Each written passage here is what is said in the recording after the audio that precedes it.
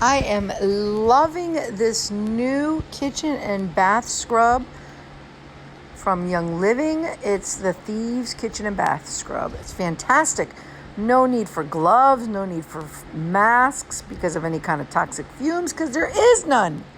So I first like to spray down the tub or shower with my Thieves cleaner. Then I spread a generous amount of the powder on it. As you can see, the canister is kind of like one of those cheese canisters with the little openings on it that you twist for the powder to come out. So it makes it super easy. And then you scrub, and then the dirt is gone. I don't know what kind of magic it is, but it's fantastic. And it's such a great price, and it's a really big can. I believe it's like 14 ounces. So let me know if you want to get your hands on one.